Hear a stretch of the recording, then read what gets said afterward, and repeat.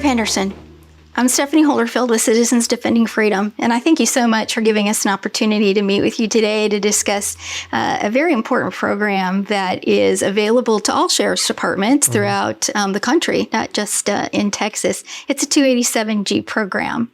So if you wouldn't mind just giving us a little bit of a rundown about the 287G program and how beneficial it is for law enforcement to utilize.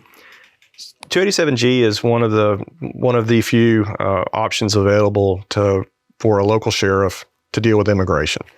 We don't really have a lot of rights to deal with immigration. We don't have that lane that's made available to us. So 287G cross-credentials staff, local sheriff's office staff, to access the databases that ICE has in order to determine a person's country of birth, country of origin, and their immigration status. So if a person lands themselves in jail for whatever reason, they come in the back door. So when they come in the back door, we want to know who they are and their immigration status, no matter what offense they committed, what they look like. That has no bearing on anything. So before they go out the front door, before they're released, we want to make sure that they're not a criminal, they're not wanted by the federal government, and 287G is the best resource to do that. So we work collaboratively with ICE in order to make the program a success. And we've been doing it since 2017, and I think it's been a tremendous success. So let's dig in the weeds a little bit. 287G program is designed very specifically for sheriff's departments to work with federal government. Is that correct? That's correct. Okay.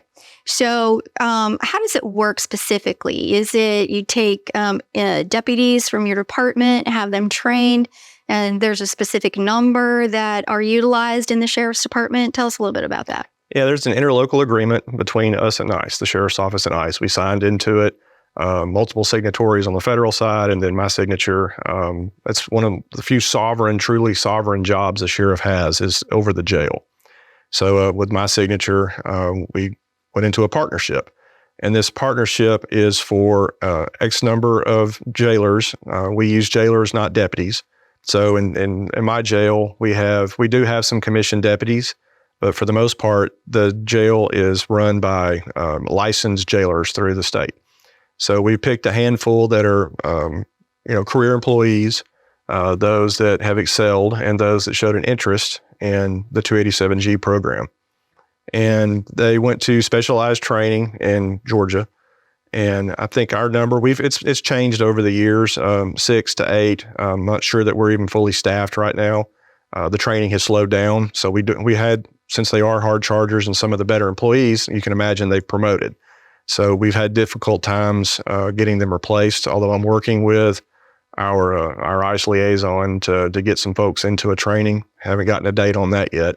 But they work with just databases. So they interview those that they can't immediately find their immigration status. So they interview and try to figure out what their status is. And then once they're brought in on charges. So when they're in the jail, they have charges on them. Pick whatever charge that may be. So once that charge is disposed of, then if they're an illegal immigrant that ICE wants to put a hold on, it's what we call it as a hold, where they take possession of them. Once that charge is disposed of, that's when the hold takes effect. So they're released directly into ICE's custody at that point. Okay, so they're actually in the jail system in Montgomery County. Mm-hmm. And then when it's determined that they're really a nefarious actor, they are then handed over to ICE as ICE's prisoner. Is that how that works?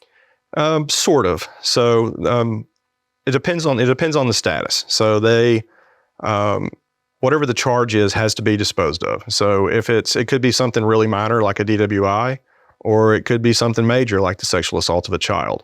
So that could be a protracted amount of time. They may be transferred to the penitentiary after they've gotten convicted of a felony. And then they would become a ward of the state, and then the state would have the hold placed on it by ICE. If it's something like a DWI, they'll be able to make bond, but ICE has the option of taking custody from them at that point. Seems like it's a little, it's a fair way to treat illegal, and I'm going to call them aliens. That's the language that I learned. So when illegal aliens have come into our country, they have committed a crime, they are arrested, and then perhaps there's some background information, perhaps during the interview when they've illegally entered into the country, there hasn't been as much of a background on them. They've committed a crime, and then we find out they're a little bit more nefarious actor. That at that time, that's when they're transferred over to ICE. Is that correct? Or because they're just illegal? It could be just because they're illegal. It's up to ICE. What ICE has the option to, use whatever tools are at their disposal. The problem is that ICE has a long list of charges where they can do deportations. The Obama administration and then later the Biden administration winnowed that list to only certain offenses.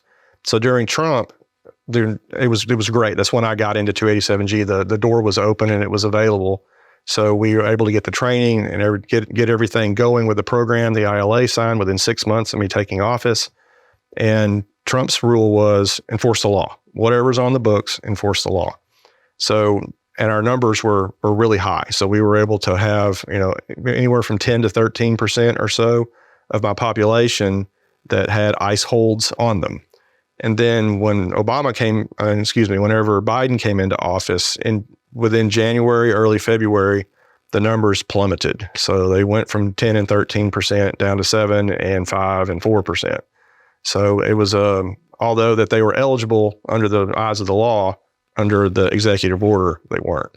So the executive order is basically trumping the law. Yes. Yes. I'm going to pivot on you for just a second.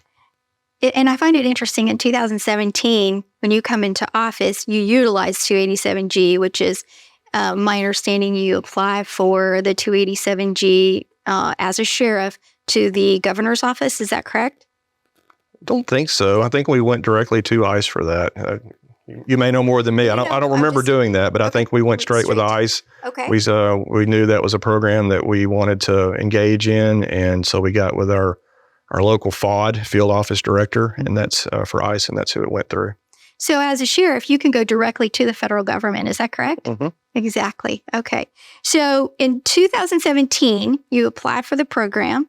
You have your officers changed. But yet in Harris County, Sheriff Gonzalez, in no disrespect, he quashed his MOA with the federal government. He's no longer utilizing 287G. And I would think Harris County, and that's, of course, the county that I represent with Citizens Defending Freedom, we are seeing such a huge uptick of criminal activity, deaths, murders, horrific crimes that are being committed against the citizenry in Harris County.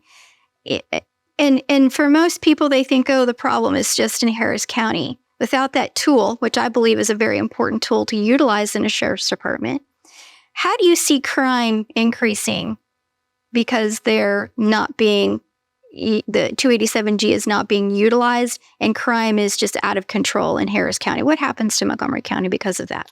Well, Montgomery County, anybody that comes into jail, I want to know their status. So if we're able to remove somebody who has demonstrated criminality in our community, I think that's an easy win for the community.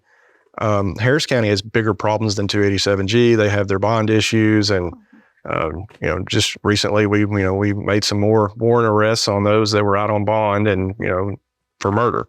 Right. So that continues to happen, and Harris County is going to have to wake up on that. Sheriff Gonzalez and I have never discussed 287G. I do know that was a campaign promise of his that he upheld. And I would think, I don't know, I can't get into his head, but I would think he probably has some regrets for doing that. I don't know that he fully understood what 287G was when he came into office. It's not a field enforcement program. It's a jail enforcement program. It's, we're not doing roundups. We're checking databases for those that have already committed crimes and landed themselves in jail. I don't see how it could become controversial. I don't understand the pushback against it.